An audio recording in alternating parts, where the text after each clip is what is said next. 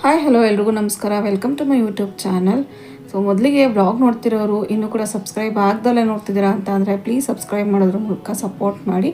ಹಾಗೆ ವಿಡಿಯೋ ಇಷ್ಟ ಆಯಿತು ಅಂತಂದರೆ ಪ್ಲೀಸ್ ಒಂದು ಲೈಕ್ ಮಾಡಿ ಅಂತ ಹೇಳ್ತಾ, ರಂಗೋಲಿ ಪುಡಿನ ಬಳಸ್ತಲೇ ಈ ರೀತಿ ಒಂದು ಹಿಟ್ಟನ್ನು ಪ್ರಿಪೇರ್ ಮಾಡಿಕೊಂಡು ಈ ವಿಡಿಯೋದಲ್ಲಿ ತೋರಿಸ್ತಿರೋ ರೀತಿಯೂ ಕೂಡ ರಂಗೋಲಿನ ಬಿಡಿಸ್ಕೊಳ್ಬೋದು. ಅದನ್ನು ಯಾವ ರೀತಿ ಪ್ರಿಪೇರ್ ಮಾಡಿಕೊಂಡೆ, ಹಾಗೆ ಇದನ್ನು ಯಾವ ರೀತಿ ಯೂಸ್ ಮಾಡೋದು ಅನ್ನೋದನ್ನು ಈ ವಿಡಿಯೋ ಮುಖಾಂತರ ನಾನು ಶೇರ್ ಮಾಡ್ತಾ ಇದ್ದೀನಿ. ಮೊದಲಿಗೆ ಈ ಹಿಟ್ಟನ್ನು ನಾನು ಯಾವ ರೀತಿ ಪ್ರಿಪೇರ್ ಮಾಡಿದೆ ಅಂತ ಹೇಳ್ತಾ ಇದ್ದೀನಿ. ಸೊ ಮೊದಲು ಒಂದು ಕಪ್ಪಷ್ಟು ಅಕ್ಕಿ ತೊಗೊಂಡು ಅದನ್ನು ಚೆನ್ನಾಗಿ ತೊಳಿಬೇಕು. ಆದಷ್ಟು ಚೆನ್ನಾಗಿ ತೊಳೆಯೋದ್ರಿಂದ ಆ ಹಿಟ್ಟು ವೈಟ್ ಕಲರಲ್ಲಿ ತುಂಬ ಚೆನ್ನಾಗಿ ಬರುತ್ತೆ. ಸೊ ಹಾಗೆ ಚೆನ್ನಾಗಿ ತೊಳೆದು ಈ ರೀತಿ ನೆನೆಸಿಡಬೇಕು. ಒಂದು 2 ಗಂಟೆವರೆಗೂ ನಾನು ಈ ರೀತಿ ಅಕ್ಕಿನ ನೆನೆಸಿಟ್ಟಿದ್ದೀನಿ. ಟೈಮ್ ಇತ್ತು ಅಂತಂದರೆ ಒಂದು 2 ರಿಂದ 3 ಗಂಟೆನಾದರೂ ನೆನೆಸ್ಕೋಬೋದು. ಬಟ್ ಒಂದು 2 ಗಂಟೆ ಮಿನಿಮಮ್ ನೆನೆಸಿದ್ರೆ ಸಾಕು. ನೆನೆಸಿರೋಂಥ ಅಕ್ಕಿನ ಇವಾಗ ನಾವು ನೀರೆಲ್ಲ ಚೆನ್ನಾಗಿ ಫಿಲ್ಟರ್ ಮಾಡ್ಕೋಬೇಕು. ನೀರೆಲ್ಲ ಫಿಲ್ಟರ್ ಮಾಡ್ಕೊಂಡಿದ ನಂತರ ಅದನ್ನು ಒಂದು ಜಾರಿಗೆ ಹಾಕಿ ಅದನ್ನು ಆದಷ್ಟು ನೈಸಾಗಿ ಪೇಸ್ಟ್ ಮಾಡಬೇಕು. ಎಷ್ಟು ನೈಸಾಗಿ ಪೇಸ್ಟ್ ಮಾಡ್ತೀವೋ ಅಷ್ಟು ಚೆನ್ನಾಗಿ ನಾವು ಅದರಿಂದ ರಂಗೋಲಿ ಬಿಟ್ಟಾಗ ತುಂಬಾ ಚೆನ್ನಾಗಿ ಬರುತ್ತೆ. ಸ್ವಲ್ಪನೇ ನೀರನ್ನು ಸೇರಿಸ್ಕೊಂಡು ಪೇಸ್ಟ್ ಮಾಡ್ಕೋಬೇಕಾಗತ್ತೆ. ಜಾಸ್ತಿ ನೀರನ್ನು ಸೇರಿಸ್ಕೊಳ್ಬಾರ್ದು. ಈ ರೀತಿ ಫೈನ್ ಪೇಸ್ಟ್ ಮಾಡ್ಕೊಳ್ಳಿ. ಪೇನ್ ಕನ್ಸಿಸ್ಟೆನ್ಸಿ ನೀವು ನೋಡಿರ್ತೀರಲ್ಲ, ಆ ರೀತಿ ಇದನ್ನು ಪೇಸ್ಟ್ ಮಾಡಿ ಇಟ್ಕೊಳ್ಬೇಕು. ಸೊ ಇವಾಗ ಸ್ಯಾಂಪಲ್ಗೆ ರೆಡಿಯಾಗಿರುವಂಥ ಹಿಟ್ಟನ್ನು ನಾವು ಯಾವ ರೀತಿ ಪ್ರಿಪೇರ್ ಮಾಡ್ಕೊಳ್ಬೇಕು ಅಂತ ಅಂದರೆ, ಇವಾಗ ನೀವು ಎಷ್ಟು ದೊಡ್ಡದಾಗಿ ಬಿಡ್ತೀರೋ ಅದ್ರ ಮೇಲೆ ಡಿಪೆಂಡ್ ಆಗುತ್ತೆ. ನಾನೀಗ ಹೊಸ್ಲ ಹತ್ರ ಬಿಡ್ತಿರೋದ್ರಿಂದ ಒಂದು 2 ಸ್ಪೂನಷ್ಟು ತೊಗೊಂಡಿದ್ದೀನಿ. ಅದಕ್ಕೆ ಒಂದು ಅರ್ಧ ಚಮಚದಷ್ಟು ನೀರನ್ನು ಸೇರಿಸ್ಕೊಂಡು ಪೇಂಟ್ ಕನ್ಸಿಸ್ಟೆನ್ಸಿ ಥರನೇ ಅದನ್ನು ಕಲಿಸ್ಕೊಳ್ಬೇಕು. ನೋಡಿ, ಇದೇ ರೀತಿಯೇ ಇರಬೇಕು. ತುಂಬ ತೆಳುವಾದರೂ ಚೆನ್ನಾಗಿ ಬರೋದಿಲ್ಲ, ತುಂಬ ಗಟ್ಟಿ ಇದ್ದರೂ ಚೆನ್ನಾಗಿರೋದಿಲ್ಲ. ಸ್ವಲ್ಪ ಪೋರಿಂಗ್ ಕನ್ಸಿಸ್ಟೆನ್ಸಿ ಅಂತ ನಾವೇನು ಹೇಳ್ತೀವಿ ಆ ರೀತಿ ಇದ್ದರೆ ತುಂಬಾ ಚೆನ್ನಾಗಿ ರಂಗೋಲಿನ ಬಿಡಿಸ್ಕೊಳ್ಬೋದು. ಸೊ ಈ ರಂಗೋಲಿ ಇದರಲ್ಲಿ ಬಿಡಿಸಿದಾಗ ಯಾವುದೇ ಕಾರಣಕ್ಕೂ ಅಳಿಸೋದಿಲ್ಲ. ನಾವು ಒದ್ದೆ ಬಟ್ಟೆಯಲ್ಲಿ ಅದನ್ನು ಅಳಿಸೋವರೆಗೂ ಅದು ಅಳಿಸೋದಿಲ್ಲ.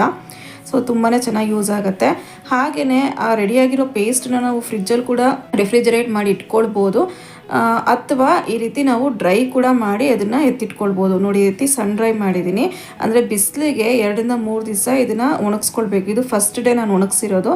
ಒಂದು ತಟ್ಟೆಗೆ ಆ ಹಿಟ್ಟನ್ನು ಸ್ಪ್ರೆಡ್ ಮಾಡಿಬಿಟ್ಟು ಈ ರೀತಿ ಒಣಗಿಸಿದ್ದೀನಿ. ಇದನ್ನು ನಾನು ಒಂದು ಕಂಟೈನರ್ಗೆ ಹಾಕಿಟ್ಕೊಳ್ತೀನಿ. ಮತ್ತು ಇದನ್ನು ಒಂದು 2 ದಿವಸ ಅದೇ ರೀತಿಯೇ ಈ ರೀತಿ ತಟ್ಟೆ ಮೇಲೆ ಸ್ಪ್ರೆಡ್ ಮಾಡಿಬಿಟ್ಟು, ಅಂದರೆ ತಟ್ಟೆ ಮೇಲೆ ಹರಡ್ಬಿಟ್ಟು ಅದನ್ನು ಮತ್ತೆ ಒಣಗಿಸ್ಕೊಳ್ಬೇಕು. ನೋಡಿ, ಇವಾಗ ಒಂದು ಡಬ್ಬಿಗೆ ನಾನು ಇದನ್ನೆಲ್ಲ ತುಂಬಿಸಿ ಇಟ್ಕೊಳ್ತಾ ಇದ್ದೀನಿ. ಮತ್ತು ಅದನ್ನು ಒಂದು ತಟ್ಟೆಗೆ ಸ್ಪ್ರೆಡ್ ಮಾಡಿಬಿಟ್ಟು ಇಡ್ತೀನಿ. ಇದೇ ರೀತಿಯೇ ಚೆನ್ನಾಗಿ ಬಿಸಿಲು ಬಂದಾಗ 2 ರಿಂದ 3 ದಿವಸ ಈ ರೀತಿ ಒಣಗಿಸ್ಕೊಳ್ಳೋದ್ರಿಂದ ಯಾವುದೇ ರೀತಿ ಸ್ಮೆಲ್ ಬರೋದಿಲ್ಲ. ಹಾಗೆಯೇ ಏನೂ ಆಗೋದಿಲ್ಲ, ಕೆಡೋದು ಇಲ್ಲ. ಇದು ತುಂಬಾ ಚೆನ್ನಾಗಿರುತ್ತೆ. ಫ್ರಿಜ್ಜಲ್ಲಿ ಇಟ್ಕೊಳ್ಬೇಕು ಅನ್ನೋದು ಕೂಡ ಇರೋದಿಲ್ಲ. ಹೊರಗಡೆ ಇಟ್ಕೊಂಡು ನಮಗೆ ಎಷ್ಟು ಬೇಕೋ ಅಷ್ಟನ್ನ ಪೀಸ್ ಥರ ಆಗಿರುತ್ತಲ್ವ, ಅದನ್ನು ತಗೊಂಡು ಸ್ವಲ್ಪ ನೀರು ಹಾಕ್ತಿದ್ದಾಗೆ ಅದು ಸೇಮ್ ಅದೇ ರೀತಿ ಹಿಟ್ಟಿನ ಥರನೇ ರೆಡಿ ಆಗಿಬಿಡುತ್ತೆ. ಆವಾಗ ನಾವು ಅದನ್ನು ರಂಗೋಲಿ ಬಿಡಿಸೋದಕ್ಕೆ ಯೂಸ್ ಮಾಡ್ಕೊಳ್ಬೋದು. ಮಕ್ಕಳಿರೋಂಥ ಮನೆಗಳಲ್ಲಿ ತುಂಬ ಸತಿ ಓಡಾಡ್ತಾ ಇರ್ತಾರೆ. ಸೊ ಹೊಸ್ಲು ಮೇಲೆಲ್ಲ ಬಿಟ್ಟಾಗ ರಂಗೋಲೆಲ್ಲ ಸ್ಪ್ರೆಡ್ ಆಗುತ್ತೆ. ಅಥವಾ ನಾವು ಪೋಟಿಕದಲ್ಲಿ ಅಂದರೆ ಬಾಗಿಲು ಮುಂದೆ ಕೂಡ ರಂಗೋಲಿ ಹಾಕ್ತೀವಲ್ಲ, ಅದೆಲ್ಲ ಸ್ಪ್ರೆಡ್ ಆಗಿಬಿಡುತ್ತೆ. ಈ ರೀತಿ ಹಿಟ್ಟಲ್ಲಿ ಬಿಟ್ಟಾಗ ಯಾವುದೇ ಕಾರಣಕ್ಕೂ ಅಳಿಸೋದಿಲ್ಲ. ಅದ್ರ ಮೇಲೆ ನಾವು ಒದ್ದೆ ಬಟ್ಟೆಯಿಂದ ಒರೆಸ್ದಾಗ ಮಾತ್ರನೇ ಅದು ಹೋಗುತ್ತೆ, ಅಲ್ಲಿವರೆಗೂ ಇದು ಹೋಗೋದಿಲ್ಲ. ಹಬ್ಬದ ಟೈಮಲ್ಲೆಲ್ಲ ನಾವು ಇದನ್ನು ತುಂಬಾ ಚೆನ್ನಾಗಿ ಯೂಸ್ ಮಾಡ್ಕೊಳ್ಬೋದು. ಅಂದರೆ ಹಬ್ಬದ ಟೈಮ್ಗಳಲ್ಲಿ ಹೊಸ್ಲು ಮುಂದೆ ಅಥವಾ ಹೊರಗಡೆ ನಾವು ಅಂಗಳದಲ್ಲೆಲ್ಲ ಬಿಡೋದಕ್ಕೆಲ್ಲ ತುಂಬಾ ಚೆನ್ನಾಗಿ ಕಾಣುತ್ತೆ. ಸೇಮ್ ನಾವು ಪೇಂಟಲ್ಲಿ ನಾವು ಡ್ರಾ ಮಾಡ್ದಂಗೆ ಇರುತ್ತೆ, ಅಷ್ಟು ಚೆನ್ನಾಗಿ ಕಾಣುತ್ತೆ. ಮನೇಲಿ ಏನಾದರೂ ಫಂಕ್ಷನ್ಗಳು ಮಾಡಿದಾಗಲೂ ಅಷ್ಟೇ ಓಡಾಡ್ತಾ ರಂಗೋಲಿಗಳು ಬಿಡಿಸಿರೋದೆಲ್ಲ ಹೋಗಿಬಿಡುತ್ತೆ. ಸೊ ಆ ರೀತಿ ಹೋಗಬಾರ್ದು ಅಂತ ಅಂದರೆ ಈ ವಿಧಾನದಲ್ಲಿ ನಾವು ಹಿಟ್ಟನ್ನು ರೆಡಿ ಮಾಡಿಕೊಂಡು ಈಸಿಯಾಗಿ ರಂಗೋಲಿನ ಬಿಟ್ಕೋಬೋದು. ಈ ರೀತಿ ರಂಗೋಲಿ ಬಿಡಿಸ್ಕೊಳ್ಳೋದಕ್ಕೆ ಒಂದು ಇಯರ್ಬಡ್ನ ಯೂಸ್ ಮಾಡ್ಕೊಳ್ಬೋದು. ಅಥವಾ ಒಂದು ಕಾಟನ್ ಕ್ಲಾತ್ ತೊಗೋಬೋದು. ಅಂದರೆ ಚಿಕ್ಕದಾಗಿರೋಂಥ ಪೀಸ್ ತೊಗೊಂಡು ಅದನ್ನು ಕೂಡ ಎಜ್ಜಿ ನಾವು ಕೈಯಲ್ಲೇ, ಅಂದರೆ ಫಿಂಗರಲ್ಲಿ ನಾವು ಈಸಿಯಾಗಿ ಬಿಡ್ಬೋದು, ಕೈ ಬೆಳ್ಳಲ್ಲಿ. ಅಥವಾ ಇನ್ನೊಂದು ಈಸಿ ಮೆಥಡ್ ಅಂತ ಅಂದರೆ ಪೇಂಟ್ ಬ್ರಷ್ ಇರುತ್ತಲ್ವ, ಸೊ ಪೇಂಟ್ ಬ್ರಷ್ನ ತೊಗೊಂಡು ಕೂಡ ನಾವು ಈಸಿಯಾಗಿ ಡ್ರಾ ಮಾಡ್ಕೊಳ್ಬೋದು. ತುಂಬಾ ಚೆನ್ನಾಗಿ ಬಿಡಿಸ್ಕೊಳ್ಬೋದು. ಒಣಗಿದ ಮೇಲಂತೂ ಸೇಮ್ ನಿಮಗೆ ಪೇಂಟಲ್ಲಿ ನೀವು ಡ್ರಾ ಮಾಡಿರೋ ರೀತಿಯೇ ಕಾಣಿಸುತ್ತೆ. ಅದು ಅಕ್ಕಿ ಹಿಟ್ಟಿಂದು ಅಂತ ಕೂಡ ಗೊತ್ತಾಗೋದೇ ಇಲ್ಲ. ನನ್ನ ವೀಡಿಯೋಸ್ನ ನೋಡೋರಿಗೆ ಗೊತ್ತಿರುತ್ತೆ, ವ್ಲಾಗ್ಸ್ ನೋಡೋರಿಗೆ ಹೊಸ್ಲು ಮುಂದೆ ಅಥವಾ ಹೊಸ್ಲು ಮೇಲ್ಗಡೆ ಎಲ್ಲ ನಾನೇನು ರಂಗೋಲಿ ಹಾಕಿರ್ತೀನಿ ಇದೇ ರೀತಿ ನಾನು ಅಕ್ಕಿ ಹಿಟ್ಟಿಂದ ಮಾಡಿ ಇಟ್ಕೊಂಡಿರೋದನ್ನು ಮಿಕ್ಸ್ ಮಾಡಿಬಿಟ್ಟು ನೀರಲ್ಲಿ ನಾನು ಹಾಕಿರೋವಂಥದ್ದು. ತುಂಬಾ ಚೆನ್ನಾಗಿ ಕಾಣುತ್ತೆ. ಒಣಗಿದ ಮೇಲೆ ನಾನು ಹೇಳ್ದಾಗೆ ಸೇಮ್ ಪೇಂಟಲ್ಲಿ ಬರ್ತಿರೋ ರೀತಿಯೇ ಕಾಣುತ್ತೆ. ಒಂದ್ಸತಿ ಈ ರೀತಿ ಟ್ರೈ ಮಾಡಿ ನೋಡಿ. ಖಂಡಿತವಾಗ್ಲೂ ನೀವು ಅದೇ ರೀತಿಯೇ ಇದನ್ನೇ ಫಾಲೋ ಮಾಡ್ತೀರಾ ಹೊರತು ರಂಗೋಲಿ ಪುಡಿ ಯೂಸ್ ಮಾಡಬೇಕು ಅಂತಲೂ ಕೂಡ ಅನಿಸೋದಿಲ್ಲ. ತುಂಬ ಈಸಿಯೆಸ್ಟ್ ಮೆಥಡ್ ಅಂತ ಅಂದರೆ ಪೇಂಟ್ ಬ್ರಷಲ್ಲಿ ನಾವು ಡ್ರಾ ಮಾಡಿಕೊಂಡ್ರೆ ತುಂಬಾ ಚೆನ್ನಾಗಿ ಬರುತ್ತೆ. ಅಂದರೆ ರಂಗೋಲಿ ಬಿಡಿಸಿದಾಗ ತುಂಬಾ ಚೆನ್ನಾಗಿ ಬರುತ್ತೆ.